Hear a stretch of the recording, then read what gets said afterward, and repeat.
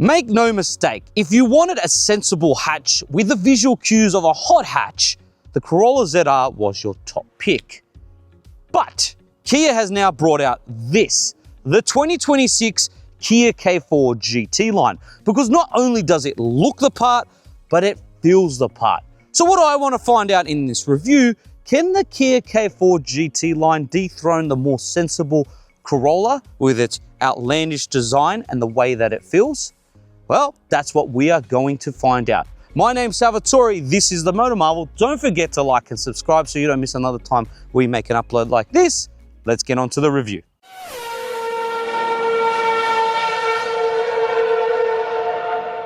So how much does this sporty hatch set you back, guys? Just over $43,000 before on-road costs. And what do you get underneath? Well, you get a 1.6 litre 4-cylinder turbo petrol motor that makes 142 kilowatts and 265 newton meters of torque. It sends all that power through an 8-speed automatic transmission and front-wheel drive, allowing this little sporty hot hatch that weighs just over 1,400 kilos to do a 0 to 100 time of 7.5 seconds. There is no getting past the fact that this Kia K4, in terms of its design, is out there. It really does make a statement for a good reason, because personally, I think that the styling of this car is absolutely on point. Even though for some it might be a bit too much, I think it's quirky, funky, and also just ahead of the curve. Because when this thing's behind you, you know it's a Kia K4. All the proportions seem correct, except if you decide to buy the sedan version of this, which we'll touch on a little bit later on. Now, with the GT line, you get gloss black down here, right? You got LED front headlights, you got gloss black around the wheel arches, you get 18-inch gloss black wheels, you got gloss black door mirrors and around the window surrounds. And then coming to the rear here, guys, so this is the biggest problem on the sedan. On the sedan, this looks absolutely odd. But on the hatch, it works in its favor. It just looks right. Still not the biggest fan of where the door handle is. Again, I can forgive it because on this, it makes sense. What also makes sense are these rear haunches. It gives the hatch a bit more of an aggressive stance. On the sedan, however, it's as if the car had a BBL. I'm not joking, it looks odd. I do like on this, the LED rear tail lights and this almost continuous light bar design at the back here. You've got K4 here, you've got GT line there, guys. You've got kind of a fake diffuser, but you don't have fake exhaust tips. Thank you, Kia. Let me know in the comments, guys, what you think of the design of the K4 hatch. I personally think it's probably one of the most outlandish hatches on the market, which works in its favor because the design is completely different. And I love it.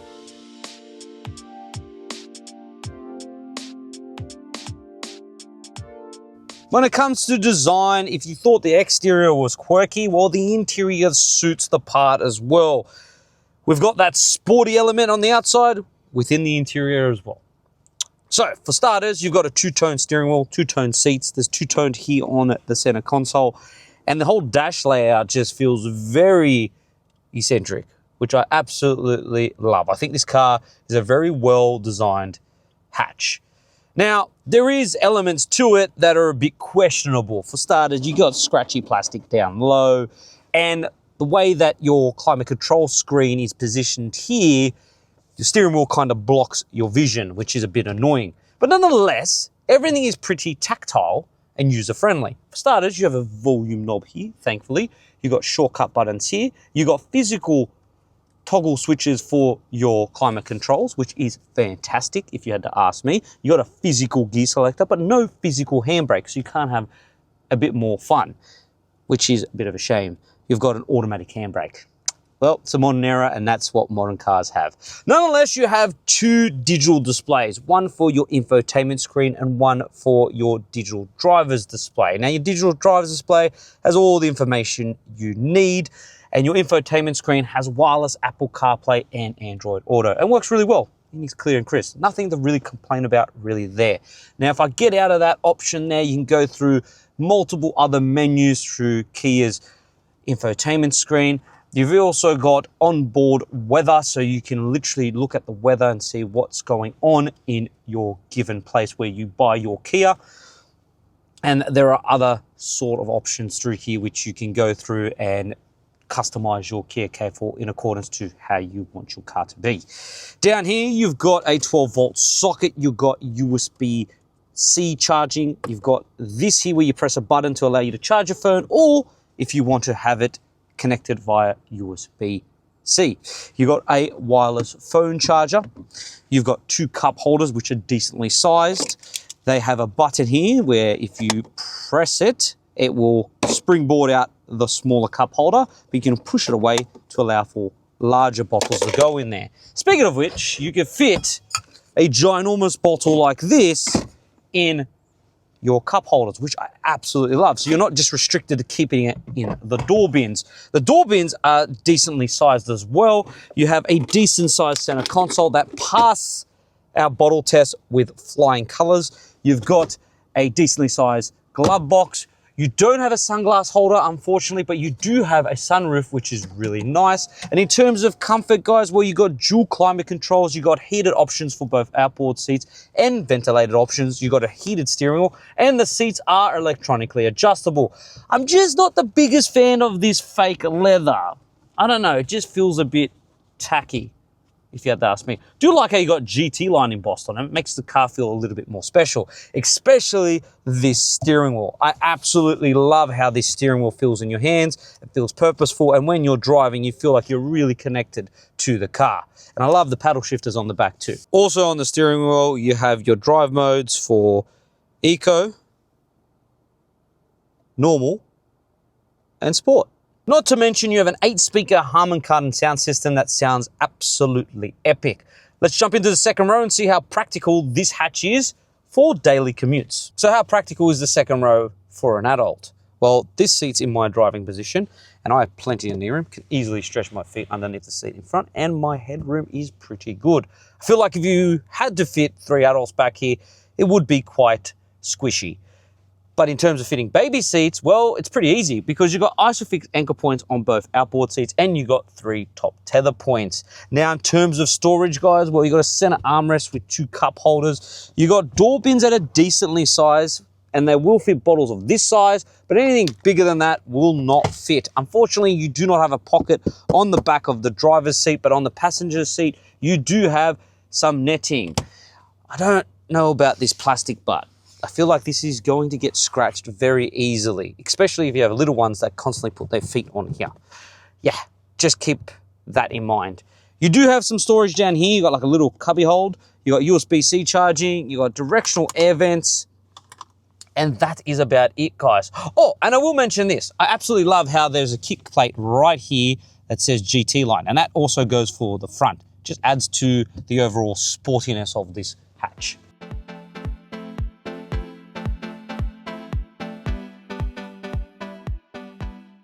In terms of boot capacity, well, you do not have an electronic tailgate, but to be fair, it's not really a deal breaker on a hatch. Now, once it's open, you have 438 litres of boot capacity. You have your subwoofer right here. You do have a bit of a load lip, so be aware of that. Now, if you want to increase your boot capacity, you can lower the second row and you have just over 1,600 litres. In terms of warranty, guys, well, you have 7 years of unlimited kilometre warranty, 7 years of cap price servicing, and 8 years of roadside assistance. And in terms of safety features, well, you guys know the drill. Pause your screen right now.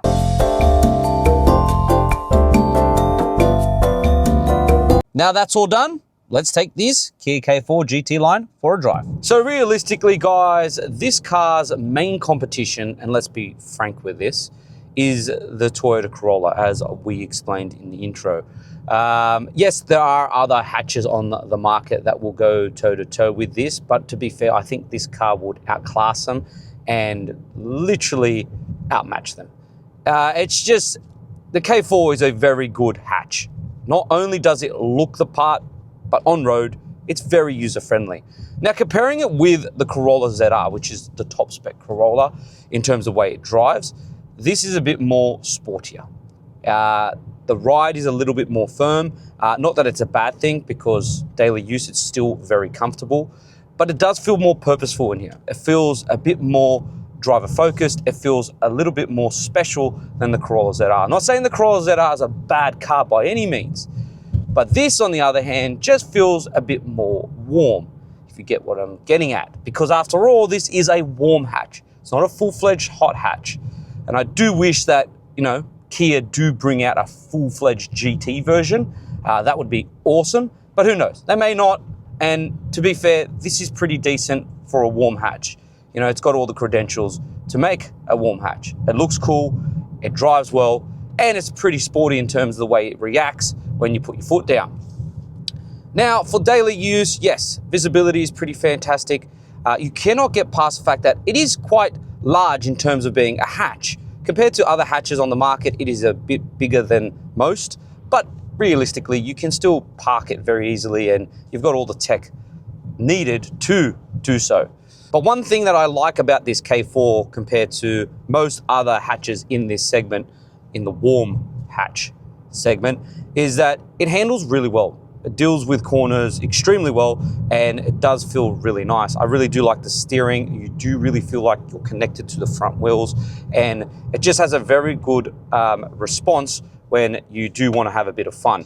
In terms of road noise, well, there is a bit of road noise that comes through the cabin, but it's not detrimental. It's not going to make you, steer away from buying the K4 at all, but there is tire noise nonetheless.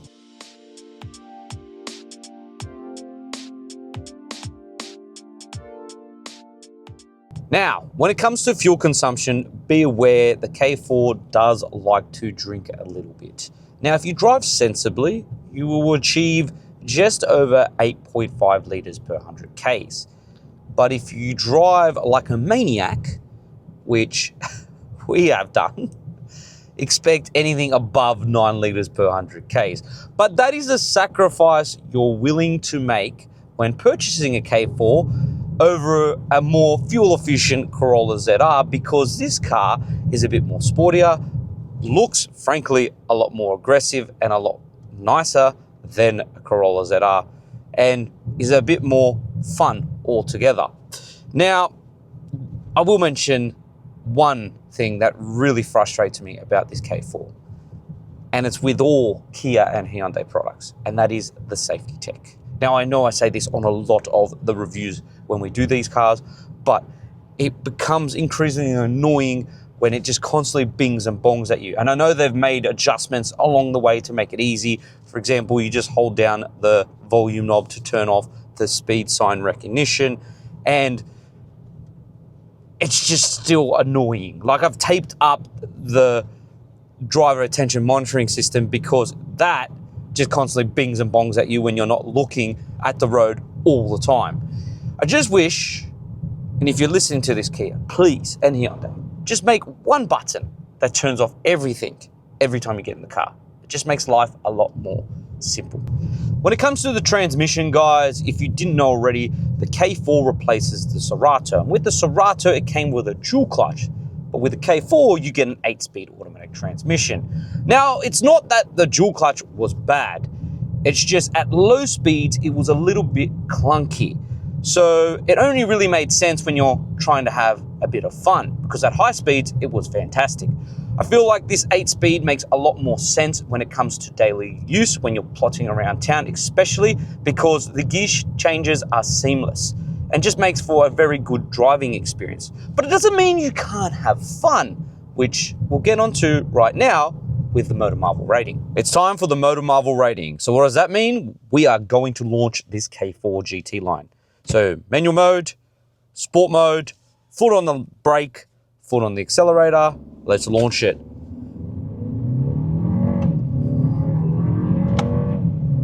Nice. Honestly, very surprising. 0-100 is dealt with in 7.5 seconds. And I was expecting a bit of torque steer, but honestly, minimal.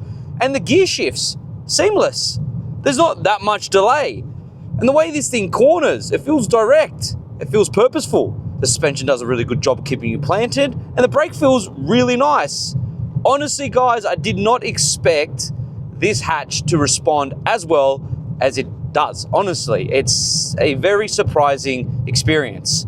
Now, while the Kia K4 does not come with an LSD, it comes with brake-based vectoring. What that means is, guys, it will send power to the wheel that is slipping the most, and then sending the rest of the power to the wheel that isn't, giving you more traction when coming out of corners and reducing understeer. Now, it's not the worst in the world, but honestly, compared to a traditional LSD, you can tell the difference. But it makes sense in this setup. And then you have the independent rear suspension. Honestly, it's the masterpiece of this car. It keeps you planted and grounded when you're giving this car some grief in the corners, and gives you the confidence knowing that the car will stay stable and controlled when you're having a bit of fun. The engine itself, now while it's not the most potent, it has enough power at the lower end to give you that punch that you really want from a warm hatch. But the biggest disappointment is at the top end, it does run out of steam. With hatches genuinely that are designed to be a bit more of a warm hatch, they're not as responsive and they're a bit dull in their ability to make you have a very good driving experience. But with this K4, it really does show that Kia has really put in the effort to make this thing a bit more lively than what you'd expect. And that brings me on to the MotorMarvel rating. See, for a general hatch like the Corolla ZR, it wouldn't really achieve a very high MotorMarvel rating score, but with this K4 GT line, it deserves a healthy 7 out of 10. Because while it doesn't have all the credentials to make a proper hot hatch, it surprisingly does very well as being a very, very good warm hatch, and even slightly moves towards the hot hatch category and is only missing out on a few things to make it a full-fledged hot hatch. So please, Kia, make a GT version, because this thing is almost there. Now, for an overall rating, guys, this car deserves a healthy 8 out of 10.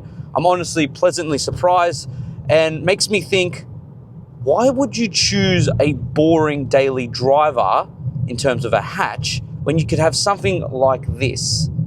And that brings me on to the conclusion. So let's move on to that.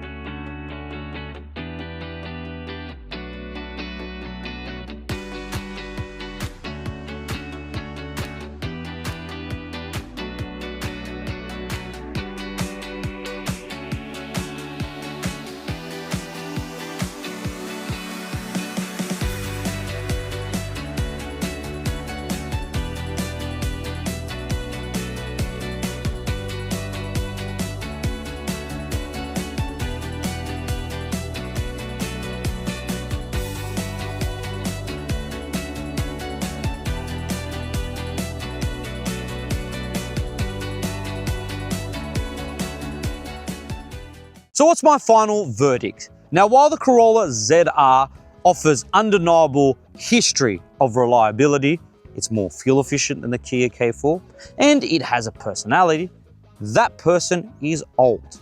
Now, you're all probably wondering, what about the GR Corolla? Well, that's like comparing apples with chillies. It's completely different. And not to mention, in a completely different league and price bracket altogether. When we're comparing apples with apples, the Kia K4 is the new kid on the block. Now, I know it's a little bit more expensive than the ZR Corolla, but it offers a little bit more. It's more charismatic, it's got a lot more personality, and most importantly, it doesn't just look the part, but it feels the part. See, what I can't stand is when manufacturers put a sport badge on a car, but it just does not feel at all in accordance to the way it looks. The Kia K4 GT line does that so well. It's a warm hatch. It's something a bit more exciting than just your general daily commuter that is just sensible and boring and bland. This is a bit more fun. So if you want something that goes against the grain, it might not be the sensible option. The Kia K4 GT line should be the hatch that you are purchasing, because sometimes the most sensible option is not always the best.